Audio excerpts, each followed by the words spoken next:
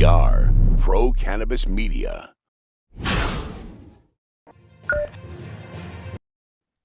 Hi, everyone. Welcome back to Weed Talk News. This is the B Block. I'm Alaina Pinto. Over the past week, another city in the country is defying state law and changing how their city treats cannabis possession. This week, the city of Charleston, West Virginia, received a citizen-led initiative petition that gathered 4,000 signatures from the 47,000 residents of that city. They presented those signatures to their city council. The council had the option of adding the question to the ballot or enacting a change in the law themselves. The city council there decided to make changes to the law regarding possession crimes.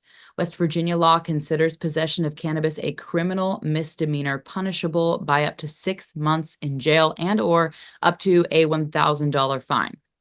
Well, now in Charleston, if you are found possessing under 15 grams of cannabis, you won't have to worry about the threat of jail time and a fine if you get caught with a joint in your pocket. On top of that, your record will be expunged even if you are caught a second time for low-level possession. The fact that a citizen initiative led to these changes, though, is encouraging for any other city looking to make changes to their local law versus state law. West Virginia does have a medical program that allows patients to qualify with 16 doctor-diagnosed conditions, including cancer, epilepsy, ALS, Crohn's disease, PTSD, and chronic pain. The state of Texas has enacted change in a similar initiative, and now 2 more cities will allow their citizens to vote on those changes. One city and state that has embraced adult use, social clubs, and legalization is Nevada. That's where Tina Tasaka reports from every week. Here she is. I'm Tina Tasaka with 420 Technologies, and this is the Nevada Report for Weed Talk News. Although this week I'm doing a little Consumption Lounge roadshow, and I'm visiting the High Lounge in Tempe, Arizona. I get asked frequently about consumption lounges in Las Vegas and mention them often in my reports. What's the current status? There are 2 that opened in 2024, Smoke and Mirrors, just located behind the Strip, with the Reset Group, and Dazed inside the massive Planet 13 dispensary and entertainment venue. The third is New Woo Sky High Lounge in downtown Las Vegas that is owned by the Paiute tribe. Why are the eyes on Las Vegas and the lounges? Well, there are over 40 million tourists per year, and the globe is watching because Las Vegas set the gold standard in gaming and hospitality, and we need to set the same standard in cannabis lounges. So what is going on in other key areas of the U.S. with lounges? West Hollywood has 6 lounges, and 10 more are licensed and coming. New lounges that just opened, Red Falcon Lounge and Dispensary, which is the 29 Palms tribe. This is in Indio, California, and Spotlight 29 Casino. And Private Reserve in West Hollywood. They are open in the evenings, and reservations can be made on opentable.com. Soon to open this fall, the plush, long-awaited Cirrus Social Club in Denver with Aaron Richard, and Sessions on the Bay, which is San Diego's first lounge, 13,000 square feet, which is tribally owned by the Sequan tribe with a joint venture with a business couple. So what will be the secret sauce to this market? Data. Christopher Laporte at Smoke and Mirrors has reported that his mocktails that are dosed at 2.5 milligrams THC are the best sellers. So, just like restaurants and bars and hospitality, who are your guests? What are they consuming? Are they newbies? Are they kinda curious? Are they super users? Are they locals? What do they like? I could lay out 100 more data points that would be vital to this nascent industry. But overall, let's all support each other and support these lounges and initiatives. The more data, the better the industry. Please stay tuned to Pro Cannabis Media, Coast to Coast, as I continue to report on all things for cannabis lounges. That's it for the 702. I'm Tina Tasaka with 420 Technologies and Weed Talk News. North of the border in Canada, the federally operated cannabis industry has plenty of issues with inventory and fluctuating prices caused by an overabundance of product. Plus, that country exports quite a bit of their product to the emerging European market. Here's this week's Canadian Cannabis Report with Debi Facey. Canada's wholesale market is shifting from a buyer's to a seller's market due to the decline in domestic production and the increased international demand. This change is benefiting growers, allowing them to demand upfront payment, higher prices, especially when it comes to the quality of flower. The market shift is driven by the closure of several cannabis producers and the reduction in the production capacity, which has tightened supply.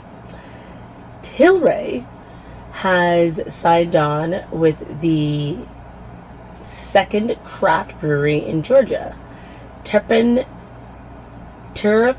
Beer Company, along with the 3 other breweries from the Molson Coors.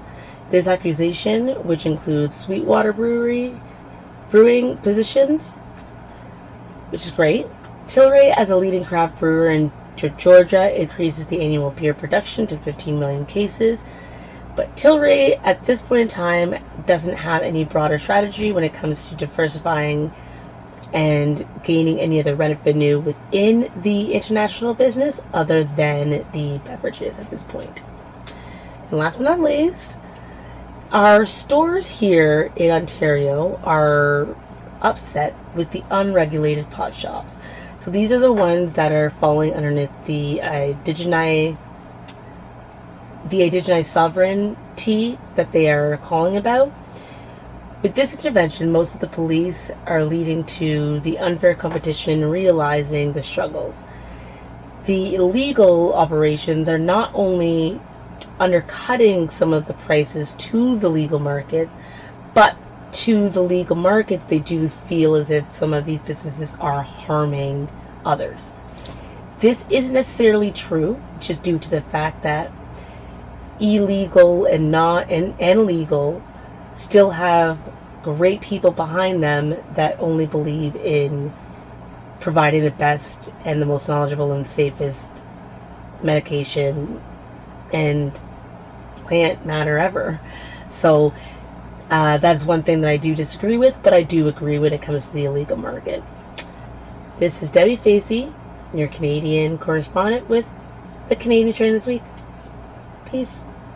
I'm Doug Miller from Highland Wall Street with this week's cannabis stock report for Weed Talk News. The cannabis company selling all 14 of its Florida medical marijuana dispensaries and 3 cultivation facilities for $16.4 million in 2 separate deals involving 3 multi-state operators. In one transaction, an unidentified MSO is paying $11.4 million for the cannabis 40,000 square foot cultivation facility in Lakeland. In the other transaction, a joint venture of Arizona-based Mint Cannabis and California headquartered Shango will pay $5 million for the cannabis 14 dispensaries. The cannabis dispensaries locations are expected to be rebranded to Mint Cannabis after the deal closes.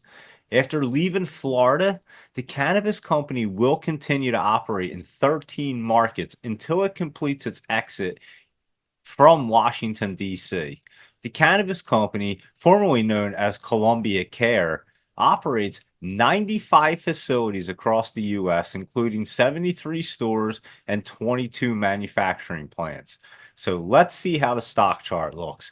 It's trading around 25 cents, and it appears that it wants to pull back. So watch for dips and trade smart. And that's this week's Cannabis Stock Report. Reporting for Weed Talk News, I'm Doug Miller. The state of Massachusetts continues to struggle to figure out the best way to regulate social consumption lounges or even social areas where it can be consumed in a designated area. It has allowed private membership clubs like Worcester Summit Lounge to evolve naturally. Specific public festivals for over 21 attendees have also been allowed, but they might also want to consider what is opening in Denver, Colorado in just a few weeks. You see, it takes the meaning of R and adds another R to the equation: rest, relaxation, and reefer. Here's Xavier Jaillet with this week's Colorado Cannabis Report. I'm Xavier Jaillet, chair of the Colorado chapter of the Cannabis Chamber of Commerce and a non-attorney professional with the McDonald Hopkins law firm. Bring you this week's Colorado news update for Weed News Week. I've got two stories to share with everybody this week. The first one, and what's a win for operators in both the environment and the state, sees that regulators are allowing operators to do away with the much maligned RFID tag in January of 2027. This means that operators will no longer be required to use RFID tags to track product as it moves through the physical locations in their facility and through the physical processes to make marijuana products, to input those inventory changes into the state-based seed-to-sale tracking system. These tags have been much maligned for a long time now, like I said, both as blights on the environment, right? They can't be recycled, they must be disposed, and then also as a cost to operators, as each individual tag carries a very specific cost that must be, of course, purchased directly from the certified vendor metric to be used with the state tracking system. So starting in January of 2027, operators would no longer be required to use those RFID tags. The second piece of news is one that's sure to be controversial, and that's that Mike Tyson's cannabis company has launched his gummies here in Colorado. Now, the original shape of the gummies, as has been widely reported, was an ear, of course, with a bite mark taken out of the top of the ear, as has been known to be affiliated with Tyson, of course. And then recently, the gummies that they've launched here have abandoned that design. Of course, it's not going to be allowed to be sold here in Colorado as that specific gummy shape. And so instead, they're going with boxing gloves, and those gloves are going to be available on shelves soon here in Colorado. And so just a quick update this week. But again, the tag news is sure to be a big win for operators and the environment. And then, unfortunately or fortunately, depending on which camp you say in, big brands are here in Colorado, and one of those does include, of course, Tyson's Cannabis business, which is launching its new gummies in the state shortly.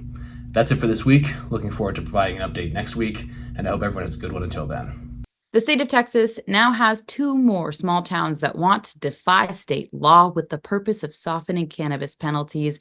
Bastrop and Lockhart, Texas, have added ballot questions relating to changes to low-level cannabis possession crimes to the November ballot.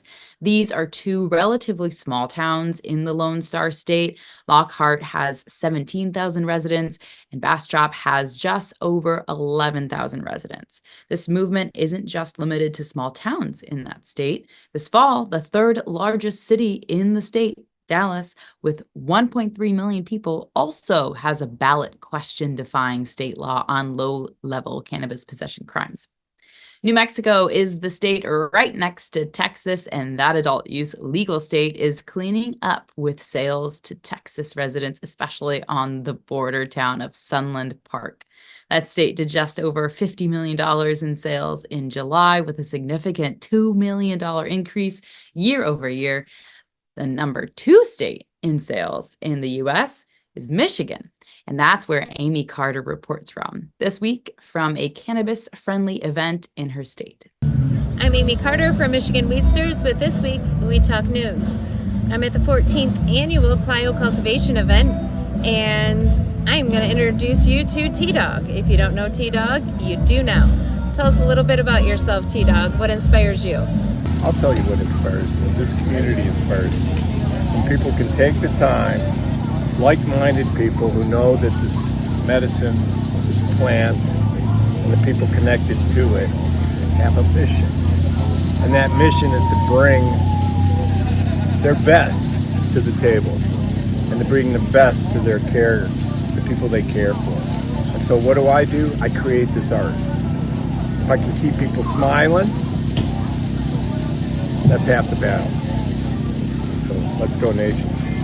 New Line Processing, a firm based in New York City, has recently entered the Michigan market to provide marijuana buyers with credit limits of up to $800. This is great news considering Michigan marijuana shops and their patrons have struggled to utilize Visa and MasterCard for marijuana purchases. In other news, an employment fair called the Hire and Fire Industry Job Fair and Networking event is scheduled for Monday, September 9th in Pontiac, Michigan.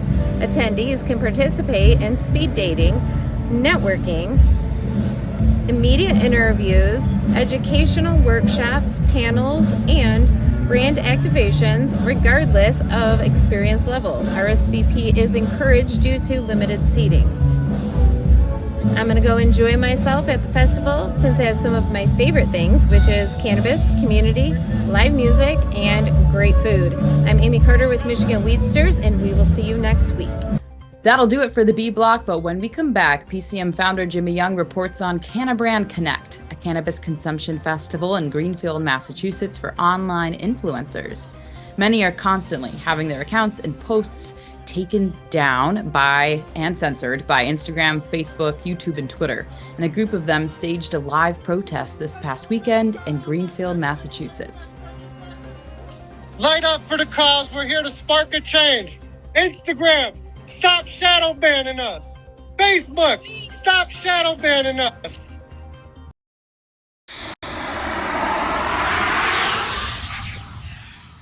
It's a whole new world of weed out there, isn't it? Everyone is learning new ways to titrate, ingest, consume, imbibe, and engage with this plant medicine we call cannabis.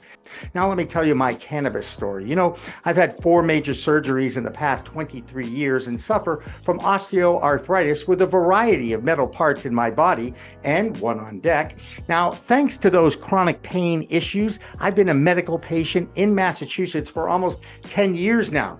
I remember my first trip to a dispensary just outside of Boston, and I told the bud tender I didn't want to smoke it anymore. So I tried edibles, then tinctures, then vaping, and now if I'm going to smoke, I only use the Weedgets filtration system. What? The Weedgets.com, Weedgets, that's weed, W-E-E-D, G-E-T-S.com, is where you'll find the planet's coolest product that cools the smoke from everyone's favorite flower.